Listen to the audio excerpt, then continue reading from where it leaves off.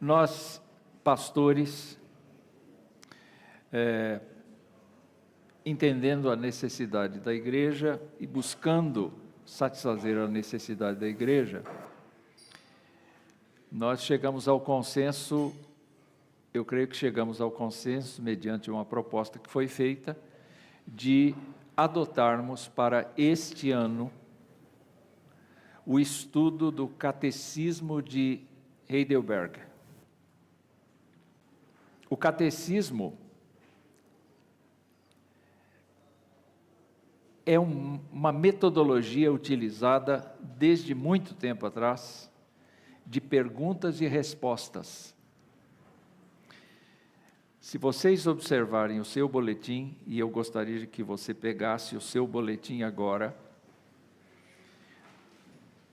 na coluna Saber Mais, onde está o seu boletim, André? Ah, está aí. Quem não tem boletim físico, tem boletim no celular. Não é? Então, hoje, nós vamos tratar destas duas primeiras perguntas. O texto que eu usei para pregar está dentro de uma das perguntas. Nós vamos agir assim no culto da manhã. Os pregadores utilizarão um dos textos das perguntas daquele domingo. E nós, na classe de adultos, veremos as perguntas em si. Então, você pode acompanhar a lição pelo boletim. Tá bom? É uma forma de acompanhar. Você tem celular? Então, você pode abrir pode ceder para ela, assim. Pronto, já ganhou um boletim aí. É para saber mais. Aqui, ó. Muito bem. Antes de tudo, vamos nos lembrar como é que esse catecismo surgiu. Diversas pessoas criaram os catecismos.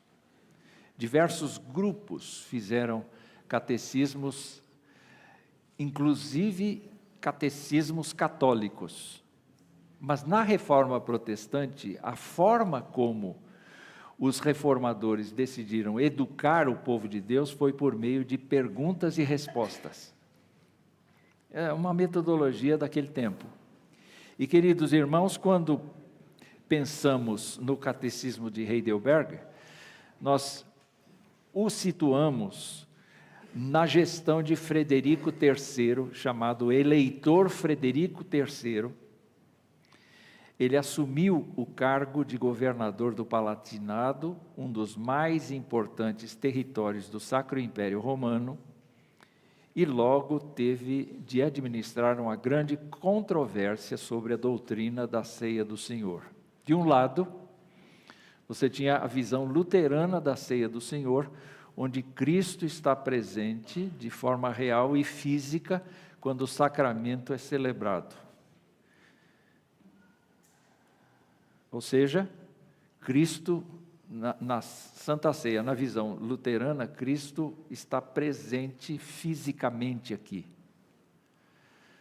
Essa é a crença dos luteranos, é uma crença que não é compatível com a doutrina reformada, porque a visão reformada é que os crentes têm comunhão real, espiritual com Cristo, e a presença de Cristo na ceia é espiritual e não física. E como é que Cristo está presente por meio da obra do Espírito Santo em cada coração? Então, quando o Espírito Santo de Deus toma conta da vida de uma pessoa, Cristo passa a ser o Salvador dela e reinar sobre ela. E ela vai sendo conformada no decorrer da sua vida à imagem de Cristo. É por isso que quando a gente fala que Cristo purificou para si um povo exclusivamente seu, Na verdade, nós estamos vendo que a forma como Cristo purifica é a presença do Espírito Santo na vida da pessoa. Não dá para a gente viver como crente sem que a presença do Espírito Santo, a vida do Espírito Santo, transmita para nós a vida de Cristo e nós tenhamos em nós a vida de Cristo. Qualquer coisa, os teólogos de plantão aqui me chamem a atenção. Bom, como é que Frederico III resolveu a questão dessa controvérsia? Porque isso deu muita confusão na cidade, no lugar onde eles estavam. Ele anulou a controvérsia, banindo os protagonistas. Era um pastor calvinista e um diácono calvinista. Não, era um pastor luterano e um diácono calvinista que discutiram violentamente diante dos cidadãos reunidos para uma celebração dominical da ceia do Senhor. Você pode imaginar o clima? Hein? Levanta um de um lado, levanta outro e começam a discutir na hora da ceia do Senhor. E isso trouxe muito constrangimento e confusão na cidade. Foi aí, então, que ele tentou achar um caminho melhor. Ele recrutou a Gaspar Oleviano, que era um pregador, e Zacarias Ursino, que era um professor de teologia. Eles não tinham mais do que 30 anos, os dois. Eram muito novos, mas eram pessoas que já tinham vivido bastante a doutrina da igreja, eram reformados,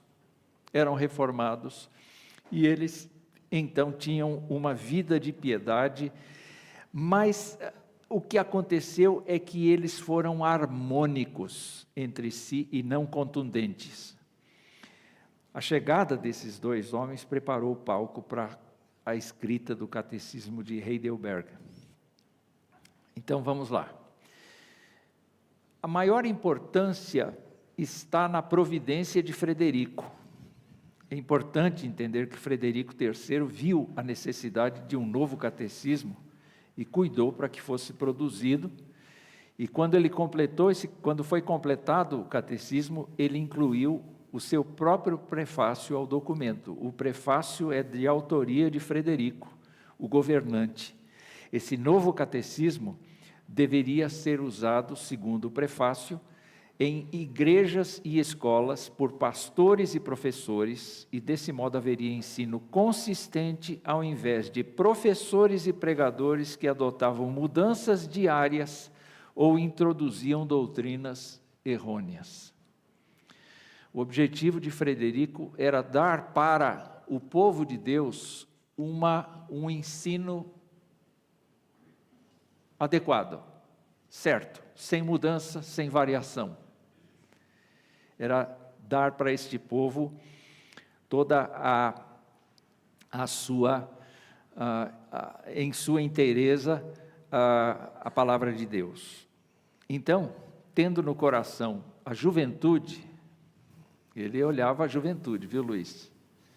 Ele olhava a juventude.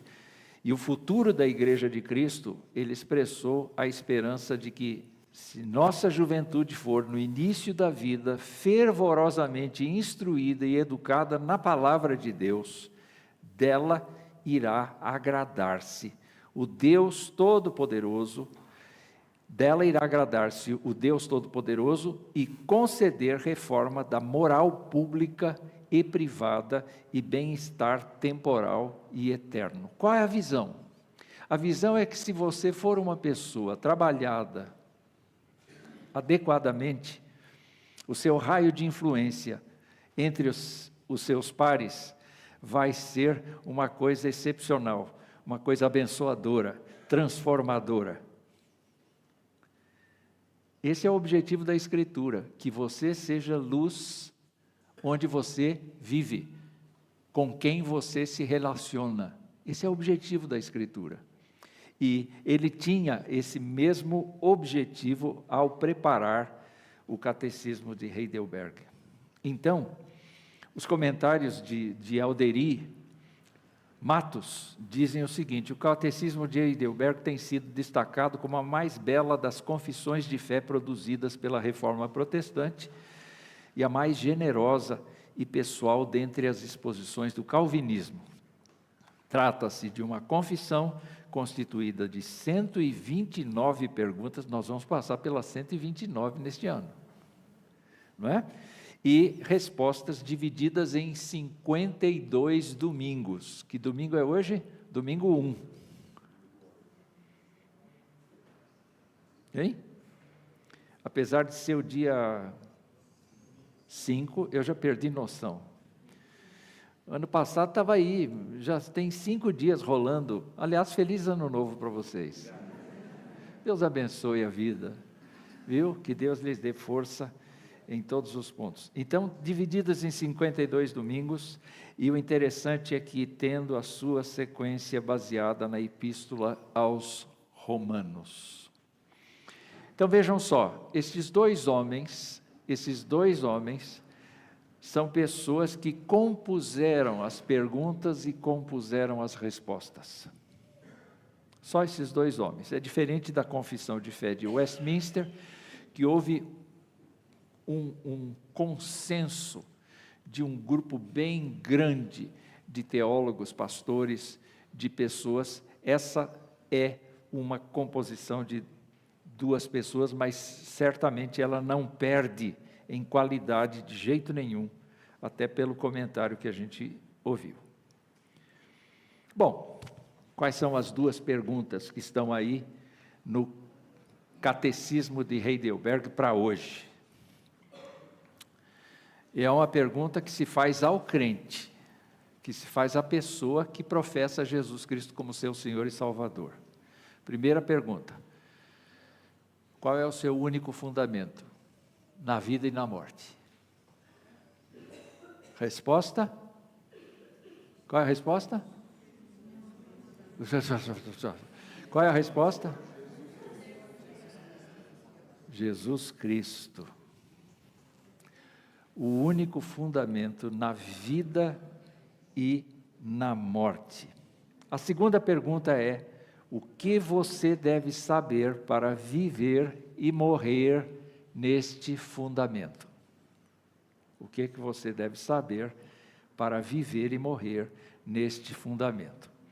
Então eu queria que agora nós trabalhássemos este botão aí. Quem é esta pessoa para você? Não vale você responder: Jesus é tudo para mim.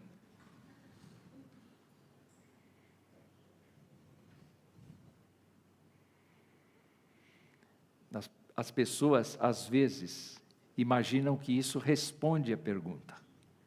Não responde à pergunta, não esclarece exatamente o que a pessoa crê. O que eu creio? O que você crê? Em que sentido Jesus Cristo é Senhor? Pode falar.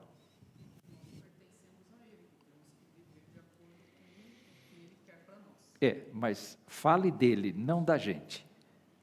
Ele é nosso Salvador e nós devemos seguir a imagem dele. Então, não ainda o que nós devemos. Eu quero que você se restrinja a quem ele é. Por que ele é Senhor? Por que ele é Senhor? Ele é Filho de Deus, ele é Deus, ele é homem-Deus, o que mais? Ele pagou o preço por nós, mas ele também foi constituído. Quando você usa a palavra Senhor, ele foi constituído sobre todas as coisas. O apóstolo Paulo diz que Deus deu para ele o nome de Senhor, para que ao nome dele todo joelho se dobre e toda língua confesse que Jesus Cristo é Senhor, para a glória de Deus Pai. Quero perguntar a você agora: como é que você encara Jesus Cristo? Ele é seu irmão? É uma pessoa que se compadece de você, ou ele está mais para cima? Ele está exaltado. Quando você lê o Apocalipse, o que você enxerga ali? Digno é o Cordeiro de receber a glória, a honra, o poder, a majestade, porque Ele está acima de todas as coisas. E quando a gente pensa nele como Salvador, como é que a gente pensa? Como aquele que veio nos comprar, como aquele que entregou a sua vida, aquele que veio nos comprar, aquele que veio aguentar a nossa fraqueza, viver como um de nós, e nos entende, e nos media diante de Deus. A gente não chega a Deus de cara limpa, a gente só chega mediante a mediação do Filho de Deus. Maravilhoso, não é? Maravilhoso. Bom, agora sim, nós vamos entrar. Tem mais alguma palavra a respeito desse bottom? Você pode olhar os textos aí, não é? E se algum texto lhe fala, lhe chama a atenção, pode citar. E nós vamos, então, agora partir para nós, viu, Flávia? Nós vamos partir para nós. Sim. Porque a primeira implicação para que o único fundamento do cristão na vida e na morte seja o Senhor Jesus, o Salvador Jesus, aquele que está em alta importância, a mais alta importância que há, e ao mesmo tempo, aquele que nos comprou para Ele mesmo, a primeira palavra é: eu não sou meu. Nem na vida, nem na morte, eu sou propriedade dele. Você está com o seu boletim aberto aí? Os itens 2 e 3 da primeira resposta. A ele pertenço, vamos ler juntos? A ele pertenço em corpo e alma, na vida e na morte, e não pertenço a meu mesmo. Traduza isso. Traduza isso. Não sou dono de mim.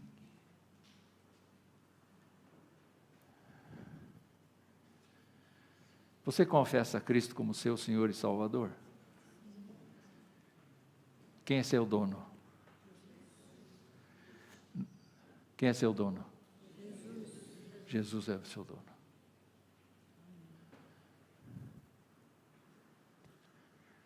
Mas a Bíblia não fala que Ele nos deu liberdade? Para a liberdade foi que Cristo nos libertou?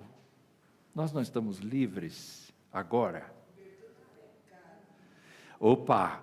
Libertou do pecado, libertou da condenação da morte, tirou a gente do domínio satânico, tirou a gente do domínio da velha natureza, tirou a gente do domínio do que mais?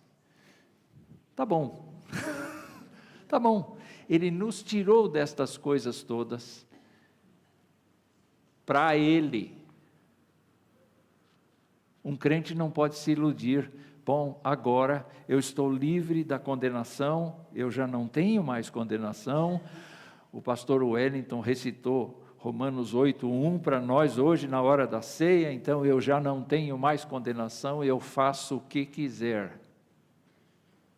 Verdade? Não é mais assim. Antes eu era cativo do pecado e eu não tinha liberdade. Eu só pecava. Mas agora eu pertenço ao Senhor. Tem um hino, eu não sei quantos conhecem. Não sou meu, por Cristo salvo. E agora eu não lembro mais da letra. Quem conhece esse hino? A Esther conhece. Mais alguém conhece? Vocês Ah, você conhece? Então, eu vou convidar vocês duas para fazer solo aqui. Esta é a primeira verdade. Quando nós olhamos para os textos de Romanos 14, 1 Tessalonicenses 5, 1 Coríntios 6, 19 e 20, nós encontramos essas verdades. Eu quero pedir então que alguém nos leia 1 Coríntios 6, 19 e 20.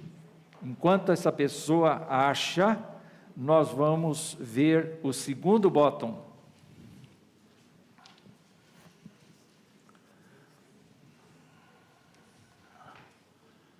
Quem achou? 1 Coríntios 6, 19 e 20. Será que vocês não sabem que o corpo de vocês é santuário do Espírito Santo, que está em vocês, e que vocês receberam de Deus, e que vocês não pertencem a vocês mesmos? Azor sabia disso? Estou sabendo agora, professor.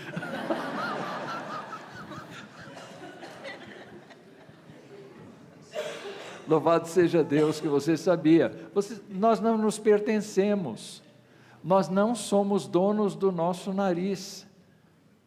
Nós somos servos de Jesus Cristo. Nós não dissemos que o Senhor é aquele exaltado e que Ele é o nosso Salvador.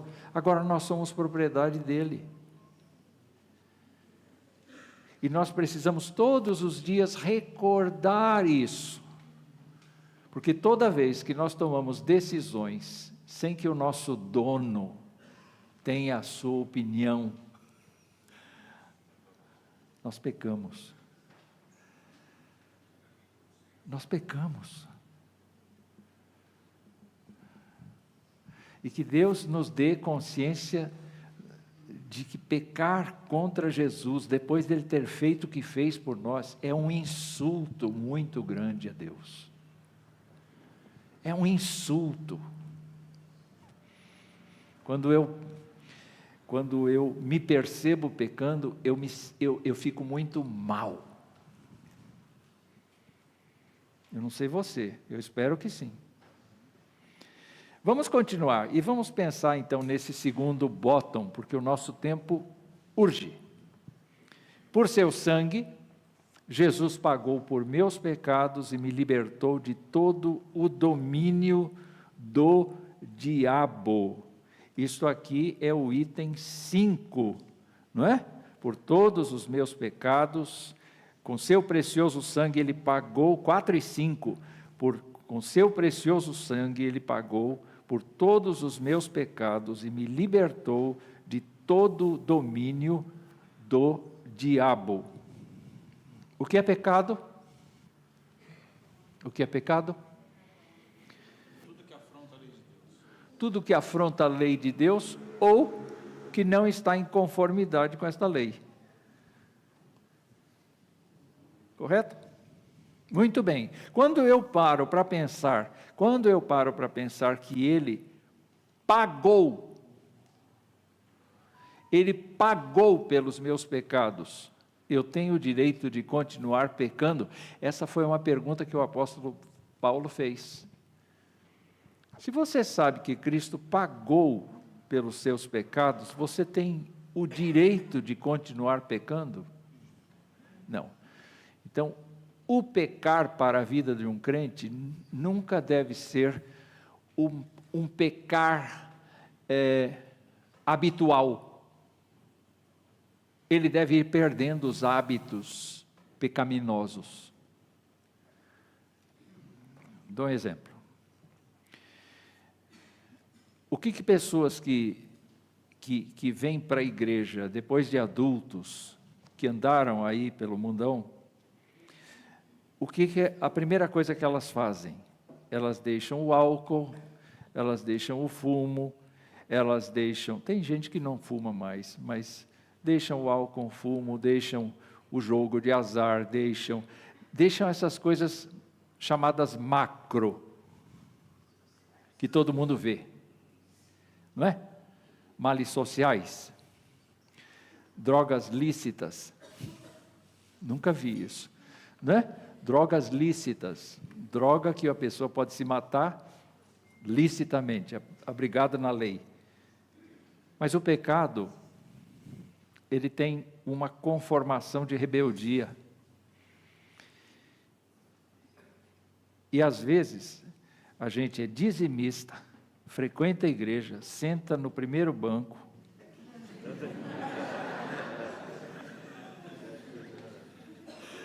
senta no primeiro banco. Não estou falando de você, hein? Só um exemplo. É uma coincidência você estar aqui. E mente. Inventa. Tem inveja. Tem coisas que ninguém percebe, porque estão no íntimo. É a mesma coisa. Quando Jesus Cristo trabalhou a ideia do adultério, ele diz assim: vocês dizem que não se pode adulterar, o ato físico não pode acontecer. Mas eu quero dizer uma coisa para vocês: se vocês olharem para uma pessoa com intenção impura, e está falando dos homens em relação às mulheres, vocês adulteraram do mesmo jeito.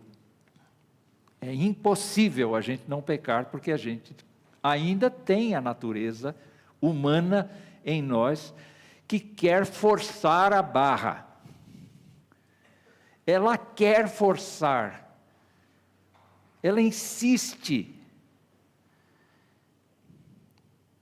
E a tendência das pessoas é lacear. Eu nunca vi uma pessoa que persevera até o fim sem parar. Ela vai laceando, ela vai cansando daquela disciplina. Se Deus não fizer o trabalho de convencer, de trabalhar, a pessoa relaxa. A pessoa relaxa. Então, quando nós olhamos para isto, o Senhor pagou pelos pecados, inclusive os pecados que eu vou cometer amanhã. O pagamento foi feito. Cabe a mim não querer pecar amanhã. Cabe a mim a dizer: Senhor, em nome de Jesus, eu não quero pecar, eu não aceito isso. Isso vai contra o Senhor, isso me magoa o Senhor, isso frustra o Senhor, isso aborrece o Senhor, isso me tira da comunhão com o Senhor. Eu não quero isto para mim. Eu quero viver na plenitude do Senhor, na graça do Senhor, o tempo todo, não é? E quando eu penso no fato de que, se eu tenho Cristo como único fundamento da minha vida, na vida e na morte, então eu sei que Ele pagou os meus pecados, e eu sei que Ele me libertou do poder satânico. João disse: o maligno não toca o crente. Do ponto de vista de Jó, nós podemos perceber que Deus permite que o diabo assedie.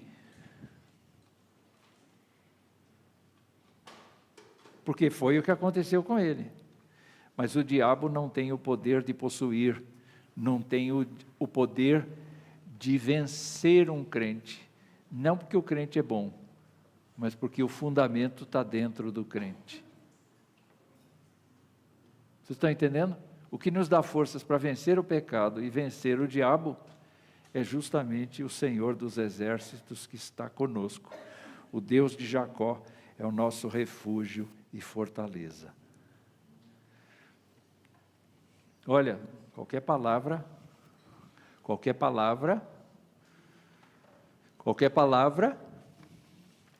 terceiro bottom, Ele é meu protetor, e tudo quanto faz em mim e por mim coopera para meu bem e me torna segundo a sua imagem. Vamos ler aqui o 6 e o 7. Começando no agora, vamos lá. Agora, Ele me protege de tal maneira que, sem a vontade do meu Pai do céu, não perderei nenhum fio de cabelo. É interessante essa forma como aqueles dois irmãos do passado disseram isso, não é? No meu caso específico, o Senhor está tendo uma vontade deliberada de eu perder o cabelo. Para Ele está cada vez mais fácil contar os cabelos da minha cabeça. Tem gente aqui que não é? O cabelo fica até a velhice, muda de cor e tal, etc., mas está lá firme, não é? Se não cortasse, já estaria assim bem grande. O ponto é que quando Jesus é o único fundamento de um cristão, nesta vida, todas as coisas cooperam para o bem daqueles que amam a Deus, daqueles que são chamados segundo o seu propósito. Vamos traduzir isso. Naturalmente, quando nós pensamos nas coisas que nos acontecem, nós temos que nos lembrar que muitas vezes nós estamos pagando as consequências do nosso próprio pecado. Tem um princípio muito simples que quem semeia, colhe. Se você é uma pessoa, se eu sou uma pessoa que aborrece os outros, eu vou ter amigos? E não é por culpa deles, é por minha culpa, não é?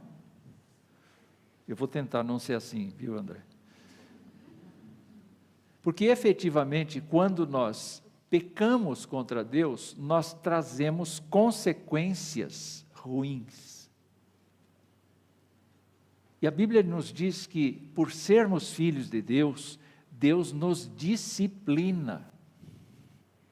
O salmista dizia a respeito do ímpio: nada acontece com eles. Todos os dias eles estão engordando, eles estão fazendo as suas declarações contra Deus, eles estão blasfemando e eles estão na boa. Nada, não era assim, não é? Ele é perito em hebraico, ele vai discordar de mim totalmente, Estevão. E a questão é, nada acontece com eles. Mas eu sou disciplinado todo dia.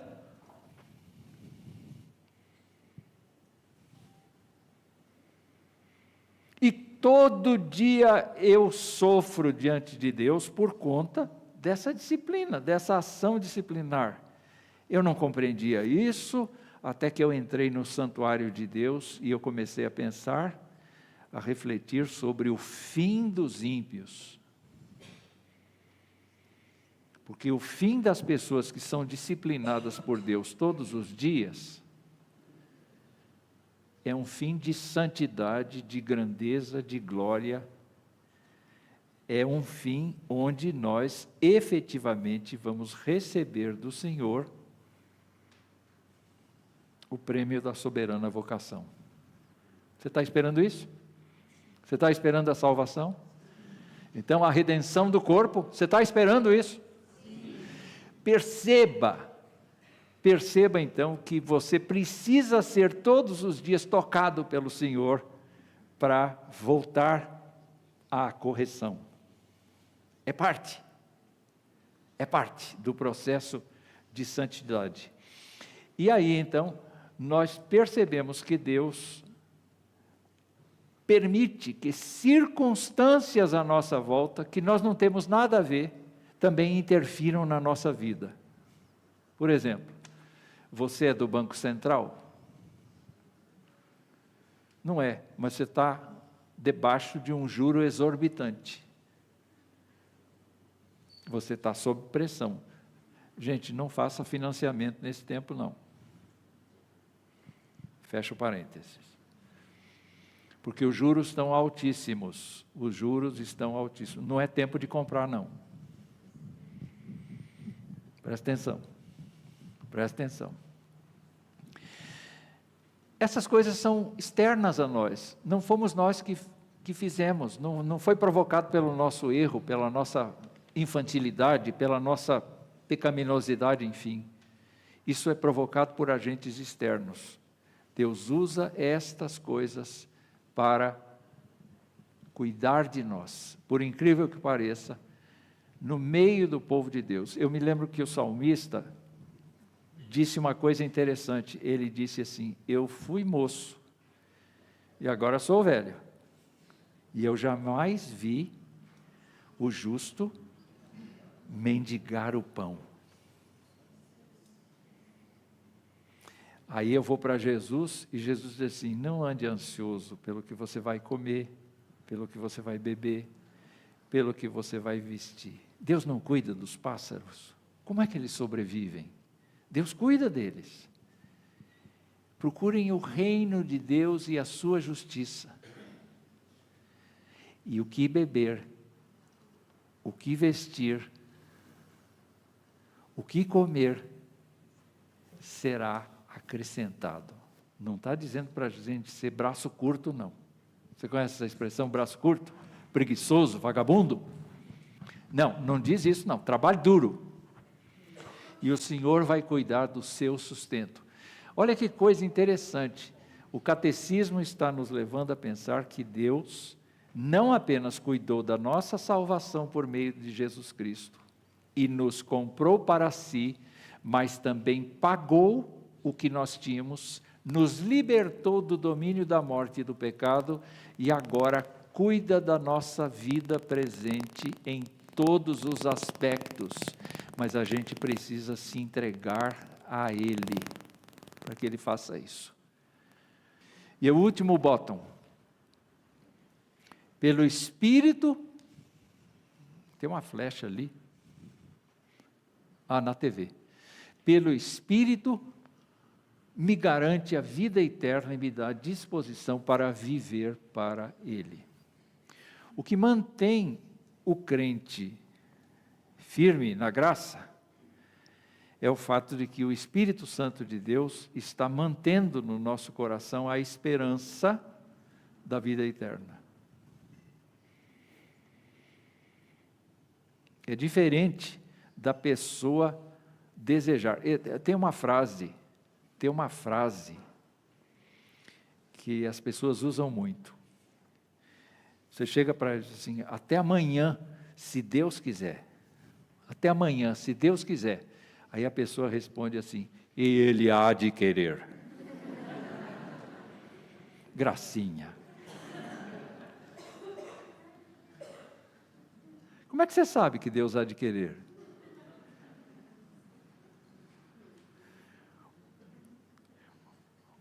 Meu pai viveu muito e faleceu assim de uma maneira demorada, não foi de uma maneira súbita, ele foi perdendo.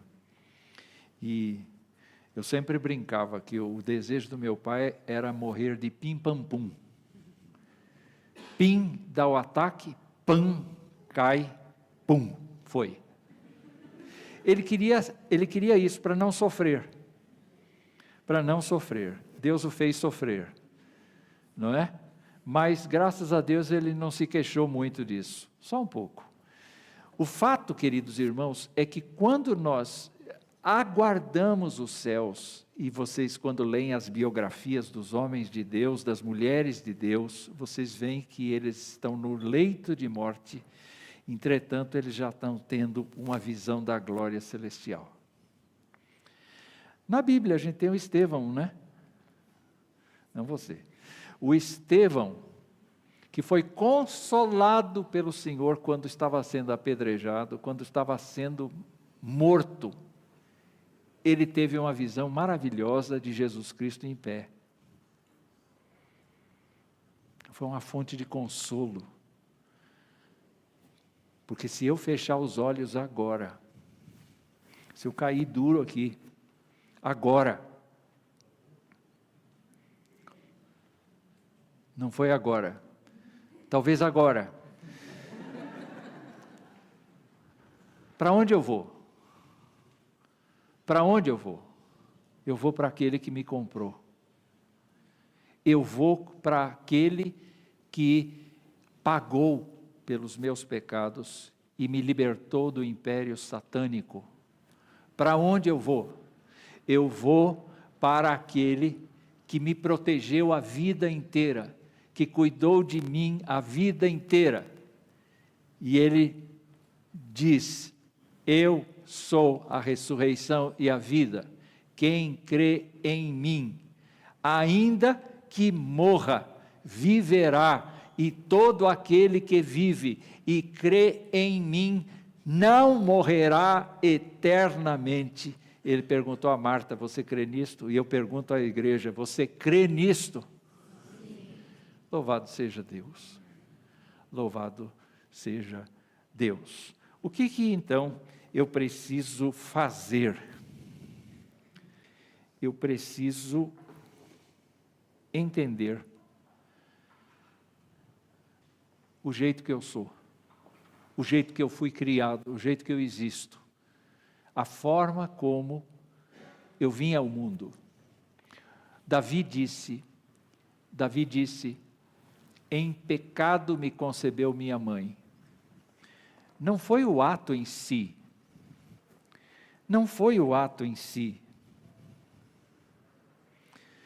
foi a célula de pecado,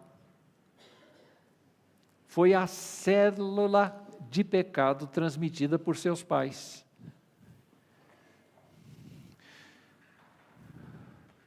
A Ellen tem uma mãe tão boa, tão crente, professora de escola dominical, muitos anos. Mas sabe o que a mãe da Ellen fez, dona Janine? Eu sempre confundo os M's com os N's. Eu sou ruim. Sabe o que ela também fez? Ela passou o germe do pecado para Ellen. Não queria, não sabia, mas não tinha outra alternativa. Nós não temos outra alternativa. Os nossos filhos podem ser lindos, maravilhosos, mas eles serão tão pecadores quanto nós. O que o nosso catecismo convida? Ele convida cada um de nós a pensar que o meu pecado não é uma coisa simples, não. O meu pecado é uma grande ofensa para Deus. Vamos ver isso em Romanos, o capítulo 3. Romanos, o capítulo 3. Olha como é que é grave a nossa situação. E eu quero pedir que alguém que achar que pode ler, o Aparecido está aí com o microfone disponível. Romanos capítulo 3.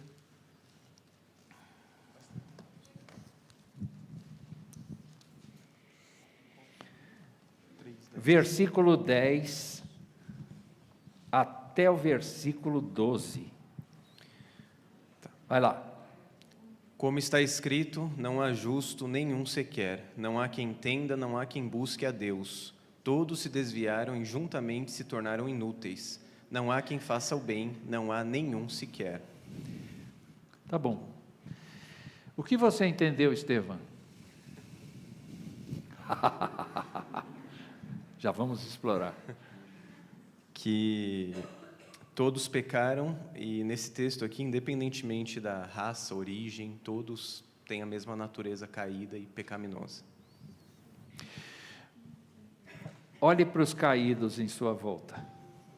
Dê uma olhada, são todos caídos. A começar de mim. Caídos. Agora, olhe à sua volta e, em nome de Jesus, olhe para os resgatados do Senhor. Comprados pelo sangue de Cristo. Agora, você tem que compreender que quando a gente peca, a gente insulta o plano de Deus. A gente ofende a Deus. A gente quebra a comunhão com Deus. Então, vamos supor, você acorda de manhã e dá com o dedinho, né, Emília? Dá com o dedinho na cama. O primeiro ato seu é dizer: maldita cama, desgraçada cama. Você xinga a mãe da cama. Porque a dor é muito forte. Você se ira. E você não consegue mais se relacionar com Deus, a menos que você diz: Senhor, eu perdi a linha. Senhor, eu fui ofensivo à tua graça.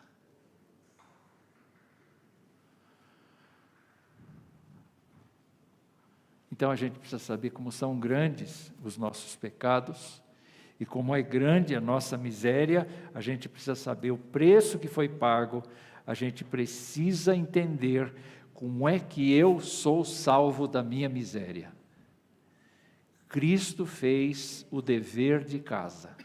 Cristo foi lá, na Palestina, viveu lá, viveu de maneira exemplar, cumpriu toda a lei do Senhor, jamais feriu o Senhor. Foi insultado pelos seres humanos, foi colocado numa cruz, mas enquanto todo mundo imaginava que estava dando um fim, um basta nesse maluco, ele na verdade estava dizendo: Pai, perdoa, porque eles não sabem o que fazem. Eles não têm visão do que está acontecendo. E você, crente em Cristo, precisa saber que o preço pago, Pedro diz isso, o preço foi incalculável, não foi ouro, não foi prata, mas foi pelo precioso sangue de Cristo que você foi salvo. Então eu preciso saber que, salvo dos meus pecados, eu estou salvo da minha miséria. Eu não sou mais uma pessoa miserável. Eu sou uma pessoa agraciada pela misericórdia de Deus. Não porque eu tenha merecido alguma coisa, mas porque Ele simplesmente amou. Ele amou você, Ele amou a mim.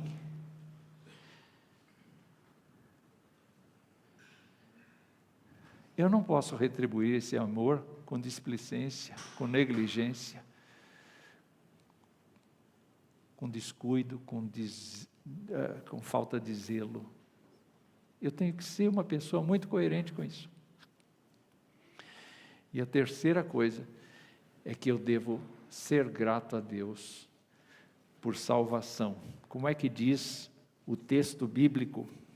Quero que você veja aqui o texto de 2 Timóteo, capítulo 2, versículo 15. 2 Timóteo, capítulo 2, versículo 15. Qualquer irmão ou irmã pode ler.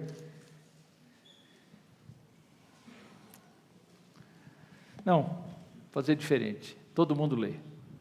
Pode ser? Todo mundo lê. Microfone para todo mundo.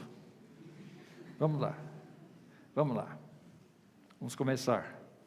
Procure apresentar-se a Deus aprovado, como obreiro que não tem de que se envergonhar, que maneja bem a palavra da verdade. Manejar bem quer dizer, eu sei de cor onde está o livro de Naum. Não, manejar bem não é isso. Manejar bem é se envolver tanto com a Bíblia que ela começa a fazer parte da tua cabeça, fazer parte da tua conversa, fazer parte da tua forma de aconselhar os outros, fazer parte de como você se relaciona com seu marido, com sua esposa, com seus filhos, com seus pais. É a Bíblia se tornar uma coisa assim, parte do seu vocabulário. Tem crente que já consegue ser dizimista, consegue frequentar a igreja, mas ainda não conseguiu se desligar do palavrão, da palavra chula, da palavra maliciosa. A gente vai descobrindo que tem uma área da gente que não está convertida ainda, né? Então eu queria dizer para vocês que a forma como um crente coopera com Deus não é na salvação, mas é no processo de convivência diária com Ele. E a gente, então, vai crescendo nesse relacionamento. Eu paro por aqui. Eu queria que vocês, em casa, como lição de casa, porque é uma escola, né? Como lição de casa, vocês dessem uma espiada nesses textos que estão aí, no Saiba Mais. Pode ser? Nós esperamos que todo domingo a gente tenha no boletim a lição da escola aqui, da classe dos adultos.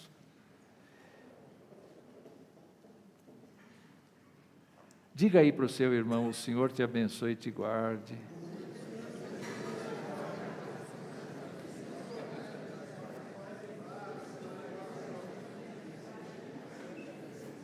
Olhe, antes de vocês saírem, eu queria dizer que faz parte da programação da nossa igreja.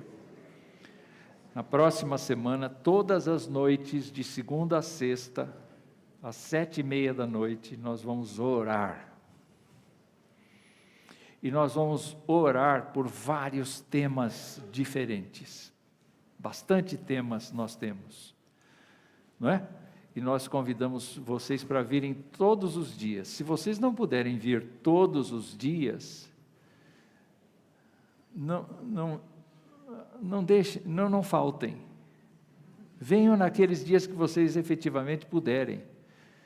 Mas, preferencialmente, venham todos os dias, para a gente dedicar tempo de oração, tempo de reflexão diante de Deus e colocar diante de Deus tudo quanto nós queremos que Deus faça.